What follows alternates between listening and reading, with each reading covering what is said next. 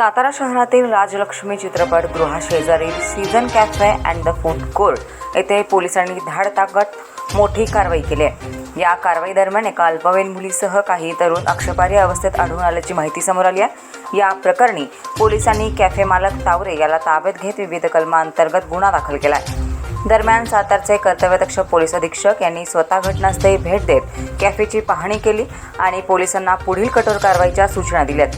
सातारा शहरातील बंदिस्त कॅफेंवर आता पोलिसांची करडी नजर राहणार असल्याचे स्पष्ट संकेत देण्यात आले आहेत। तसेच पालकांनी आपल्या मुलामुली शाळा किंवा महाविद्यालयातच जात आहेत का याची खातरजमा करावी असे आवाहनही पोलीस प्रशासनाकडून करण्यात आले आहे। नागरिकांनी अशा प्रकारचे संशयास्पद किंवा बंदिस्त कॅफे सुरू असल्याची माहिती तात्काळ पोलिसांना द्यावी किंवा 112 हेल्पलाईन क्रमांकावर संपर्क साधावा असे आवाहन पोलिसांनी केले आहे। साताऱ्यातील कॅफेंच्यावरती कारवाई आज काही झालेली आहे समोर। बरोबर आहे। आज रोजी दुपारी 12:15च्या सुमारास सातारा शहर DB येथे काम करणारे सपोनी माने व त्यांच्या स्टाफला एक गोपनीय माहिती मिळाली की सीझन्स कॅफे म्हणून जे राजलक्ष्मी हॉटेलच्या बाजूला जे थिएटर आहे राजलक्ष्मी थिएटर तिथे तर विमल एम्पायर म्हणून बिल्डिंग आहे आणि त्या ठिकाणी एक तावरे म्हणून इसम आहेत, त्यांचे सीझन्स कॅफे म्हणून फूड कोर्ट आहे आणि हॉटेल आहे या नावाने त्या ठिकाणी ते दुकान चालवत आहेत आणि त्या ठिकाणी अल्पवयीन मुले आणि मुली हे गैरकृत्य करत आहेत अशी गोपनीय माहिती होती। त्यामुळे DB स्टाफसह त्या ठिकाणी जाऊन त्यांनी त्या ठिकाणी संबंधित मालकाला सांगून पंचासमक्ष त्या ठिकाणी झडती घेतली असता तिथं अल्पवयीन मुलगा आणि मुलगी आक्षेपार्ह स्थितीत मिळून आले आणि सदरबाबत त्या इस्माला लागलीच विचारणा केली असता सदर इस्माने कुठलेही त्या ठिकाणी सहकार्य केलेलं नाही आहे। त्यामुळे त्याला अधिकच्या चौकशीसाठी पोलीस स्टेशन येथे आणण्यात आलेलं आहे। या ठिकाणी पॉक्सो कलम 12 आणि 17 नुसार सातारा शहर पोलीस ठाणे येथे आम्ही सध्या गुन्हा दाखल करत आहोत। गुन्हा दाखल झालेल्या व्यक्तीचं नाव मंथन तावरे असं आहे व त्याचं वय 26 वर्ष आहे।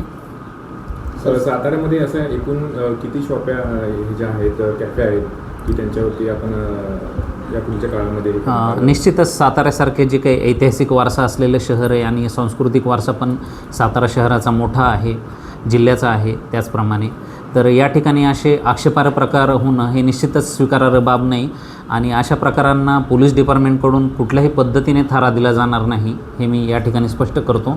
आणि अशा स्थितीत जर कुठले कॅफे असतील काय पोलीस विभागामार्फत एक शोध घेण्यात येईल त्या ठिकाणी आणि संबंधित सातारा शहरातील सुजाण नागरिकांना माझं या ठिकाणी आव्हान आहे की याबाबत आपल्यालाही काही कळत असेल तर निश्चितच 112 नंबर असेल किंवा सातारा शहर पोलीस स्टेशन या ठिकाणी किंवा शाहूपुरी असेल या ठिकाणी आपण संपर्क साधावा आणि पोलिसांकडून अशा ज्या काही आपल्याकडून बातम्या मिळतील किंवा पोलिसांनी घेतलेल्या शोध मोहिमेत जे काही आक्षेपार्ह प्रकार या ठिकाणी आढळून येतील त्यावर निश्चितच प्रचलित कायद्याच्या चौकटीमध्ये कठोर कारवाई केली जाईल।